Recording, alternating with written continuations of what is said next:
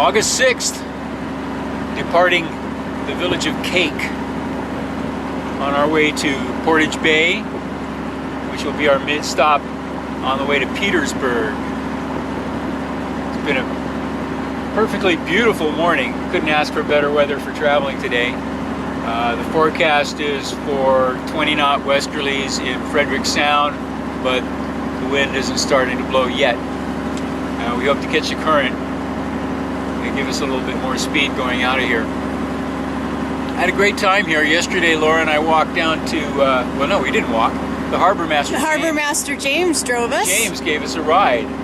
In his police car. In the police car, I got to sit in the back in the cage. Yeah. He goes, one of you might be a little uncomfortable. I didn't realize what he meant. Yeah. It was fine. So anyway, James gave us a ride down to the liquor store, the package store, which was also the location of the post office and small farmers market. And ATM. And an ATM, the only ATM in town apparently. But they close at noon, and we got there at 10 till, and it was already locked up.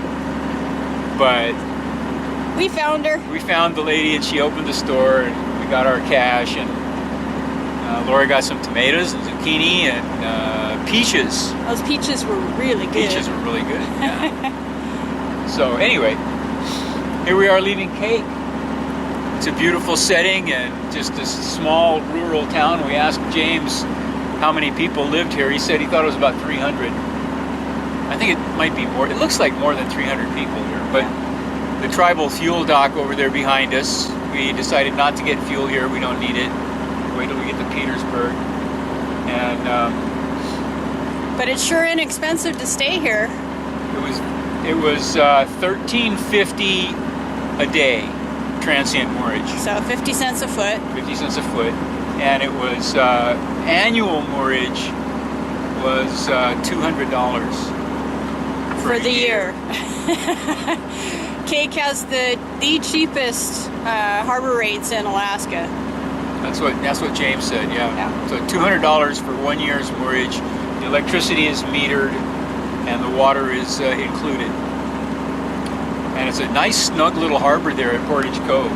The only downside is there's no internet available. There's no internet cafe,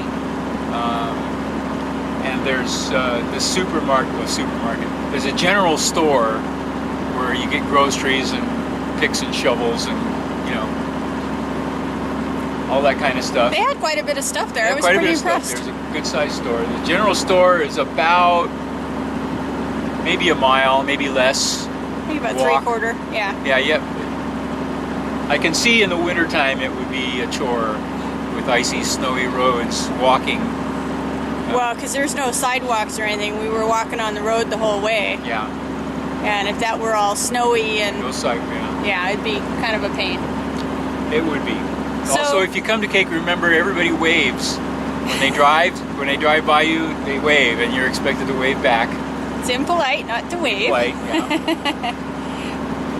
And we found every place we've been so far in Alaska, people here are very friendly and helpful. So we like Kake, but it's just not quite appropriate for us to spend the winter. So we're moving on. We're going to check out Petersburg. But first we're going to stop at Portage Bay. Or I hope to anchor there tonight. Or later this afternoon, actually. But here we are. It's one of those late summer days. It is gorgeous. I mean, it's really beautiful today. Temperature is about 50, I think. Just guessing. It was in the mid-40s this morning when we got we're catching the tide around again. Same plan as coming over. Yep, same plan. We're actually leaving on a falling tide, so that we get out into Frederick Sound at slack water. And then when the tide turns, it'll carry us up to Portage Bay. That's the plan.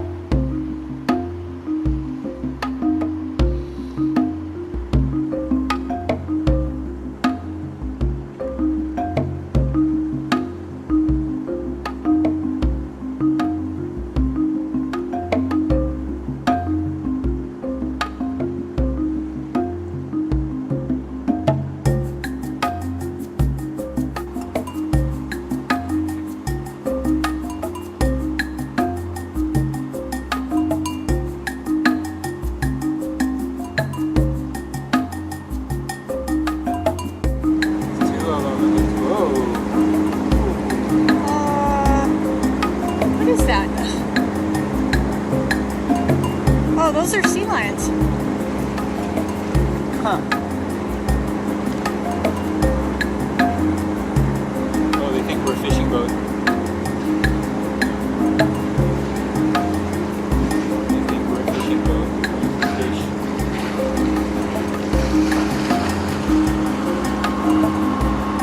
No fish.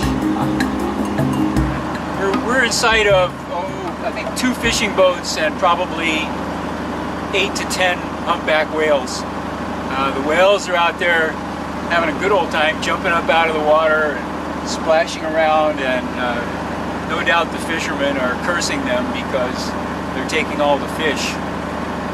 Just a few minutes ago, we were approached by a group of sea lions. How many do you think that was? 4 or 5? Probably about 4 or 5. 4 or 5 sea lions came up right up to the boat. Apparently mistook us for a fishing boat.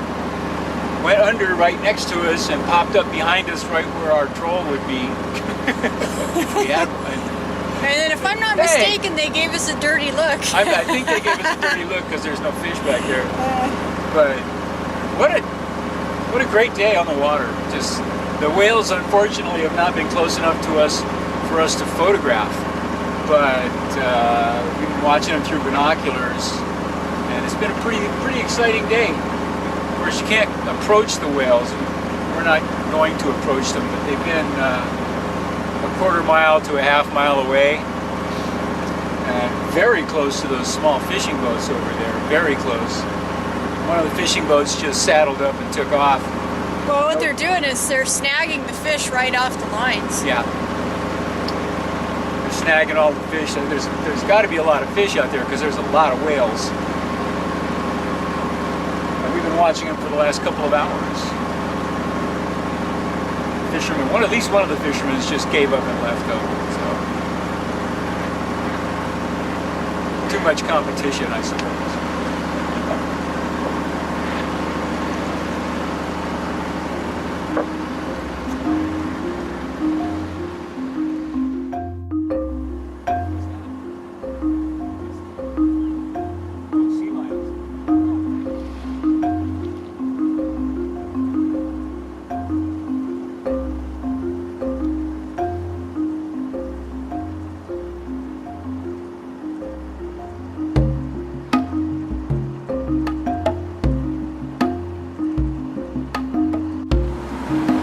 Approaching Portage Island.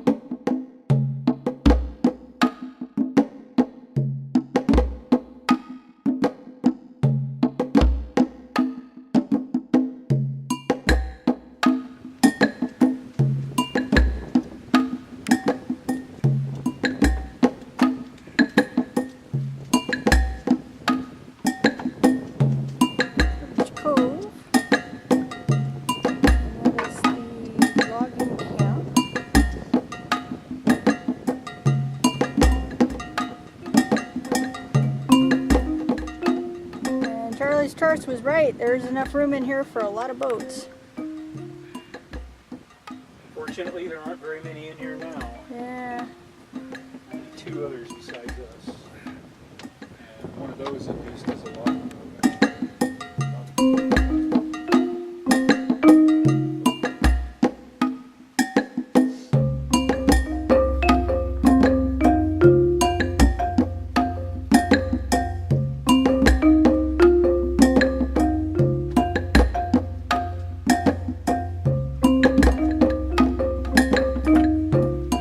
Charlie's chart says that this place is different from all the other anchorages, and they're right. What's different about it is you can hear chainsaws and four-wheelers and trucks.